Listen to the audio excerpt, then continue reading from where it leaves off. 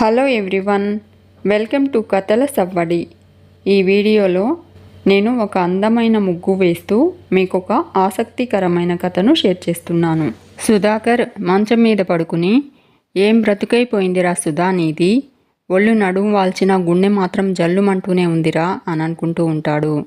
అక్క సర్వెంటు, బావ పేషెంటు, కోడలు కరెంటు, ఆ ఎస్ఐ గాడేమో శాడిస్టు, వాడు కానీ పడగ విప్పాడో నా బ్రతుకు పేమెంటు అని అనుకుంటూ ఉంటాడు.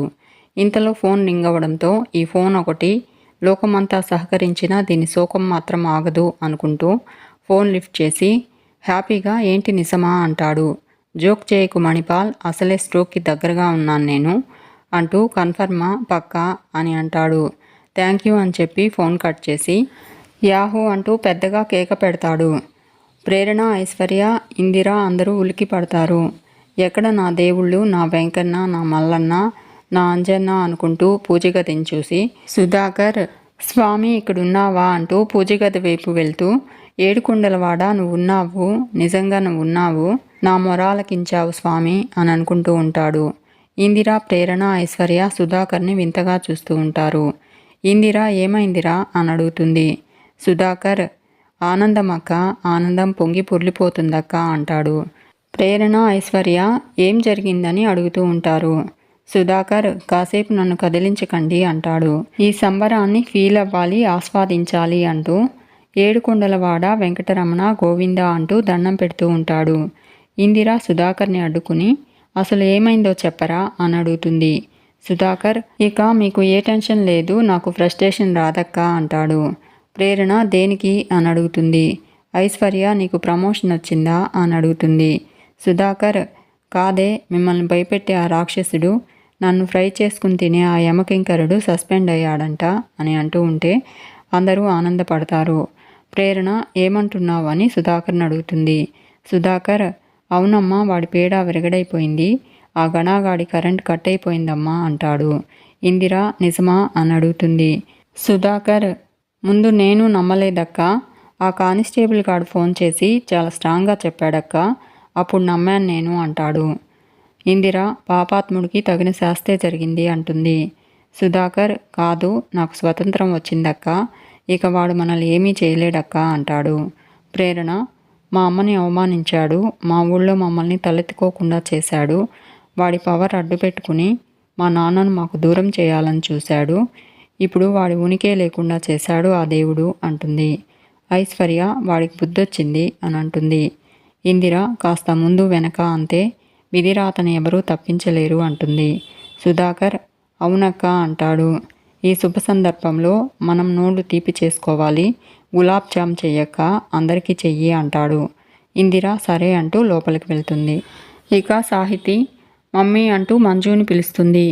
తన ఫ్రెండ్ బర్త్డే పార్టీకి వెళ్ళనా అని మంజుని అడుగుతుంది. మంజు ఇక్కడ ఉన్న నెల రోజులైనా పార్టీలు ఫ్రెండ్స్ అని తిరగకపోతే కాస్త కుదురుగా ఇంట్లో ఉండొచ్చు కదా అని అడుగుతుంది. సాహితి ప్లీజ్ మమ్మీ అని అంటూ ఉంటుంది. అప్పుడే సిద్ధార్థ్ లోపలికి వచ్చి విజయానంద్ అంటూ కోపంగా అరుస్తాడు. మంజు ఎంత ధైర్యం రా నీకు, తండ్రిని పేరు పెట్టి పిలుస్తావా, ఒళ్ళు పొగరెక్కిందా అని అడుగుతుంది. సిద్ధార్థ్ పేరు పెట్టి పిలవకూడదన్నా, ఆ పేరుకి మర్యాద కావాలన్నా ఆ పేరుకి కొన్ని ఎథిక్స్ ఉండాలి, ఆ పేరులో మొరాలిటీస్ ఉండాలి అంటాడు. ఎక్కడ ఆ పెద్ద మనిషి అని అడుగుతాడు. విజయానంద్ సిద్ధు ఏంటి నాన్న అంటూ సిద్ధార్థ్ దగ్గరకు వస్తాడు.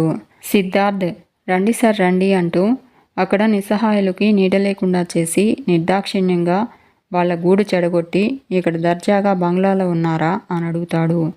మంజు సిద్ధు నోరు జారొద్దు అంటుంది. సిద్ధార్థ్ ఆయన తీరు మారకపోతే నా నోరు ఇలాగే జారుతుంది, ఈ పెద్ద మనిషి అభాగ్యులకు అన్యాయం చేయాలని చూస్తే నా రియాక్షన్ ఇలాగే ఉంటుంది అంటాడు సిద్ధార్థ్. మంజు విజయానంద్ వైపు చూస్తుంది.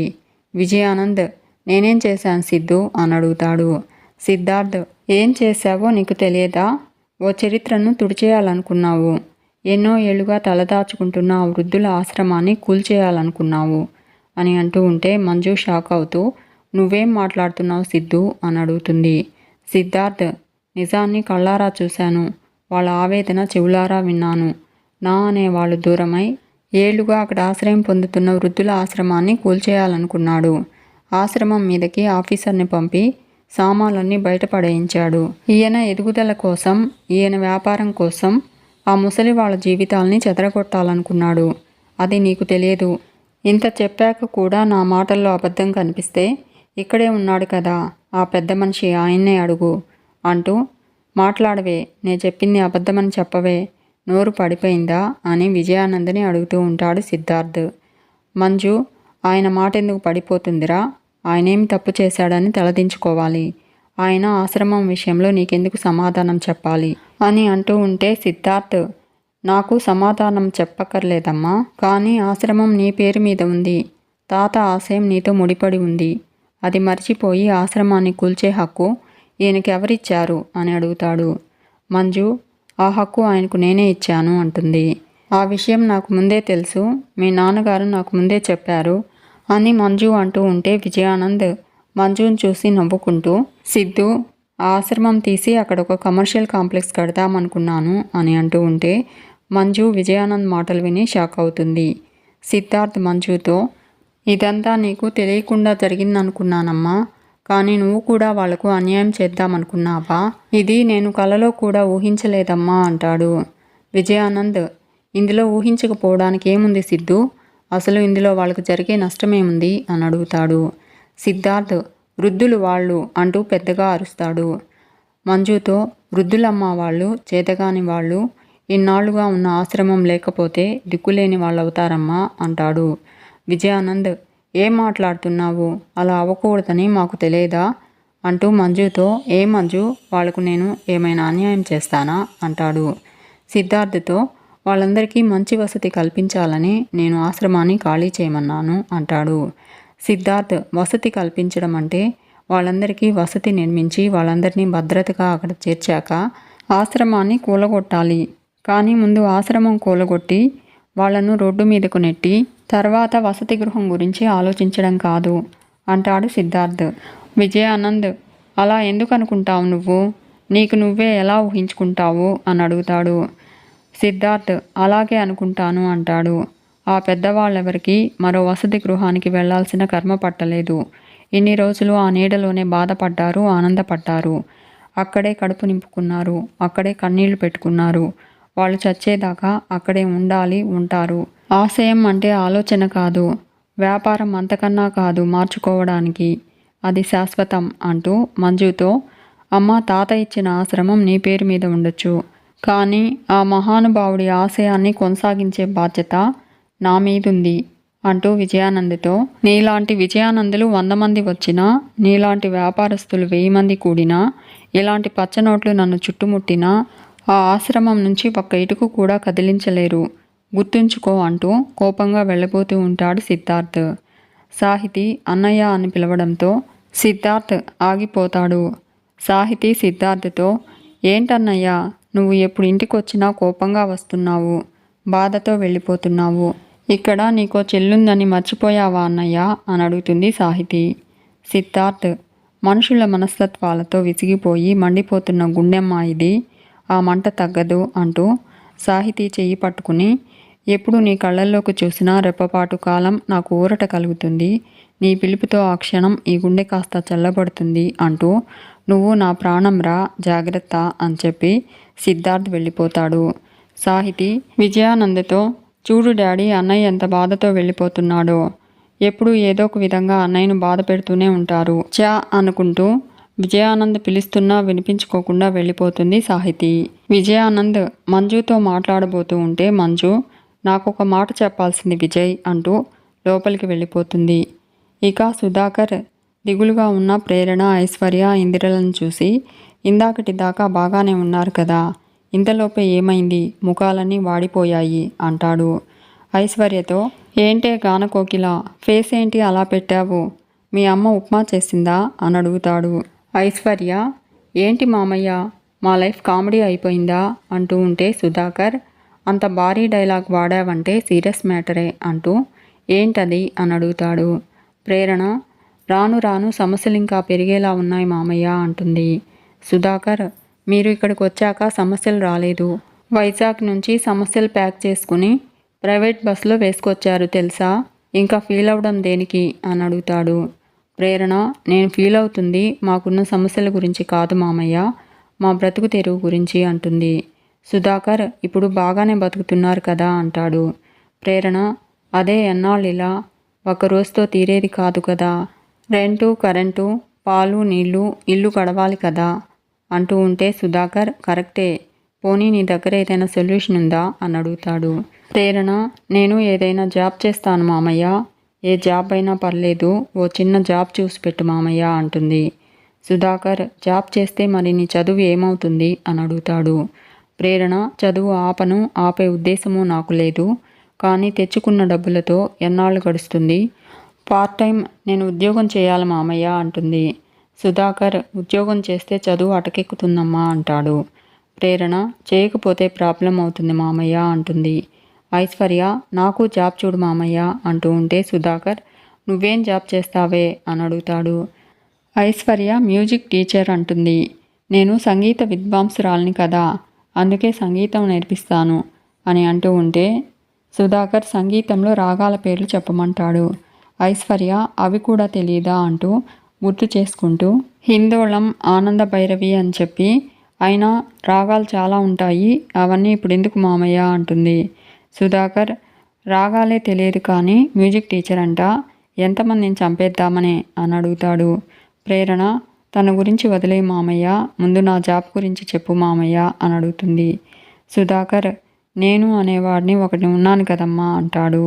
ఇందిర, మా బరువు నీకెందుకురా, ఇప్పటికే నువ్వు మా వల్ల చాలా ఇబ్బంది పడుతున్నావు అని అంటూ ఉంటే సుధాకర్, అమ్మా ఇందిరమ్మ, ఎప్పుడైతే నువ్వు నన్ను గుళ్ళో చూసావో తన్ను బరువు వచ్చి నా నెత్తి మీద పడింది, ఇది దించుకునే బరువు కాదు, తెంచుకునే బంధము కాదు, అలా అని మోయడానికి నాకు శక్తి లేదు, కానీ తప్పదు కదా అని సుధాకర్ అంటూ ఉంటే ప్రేరణ, అది కాదు మామయ్య అంటుంది.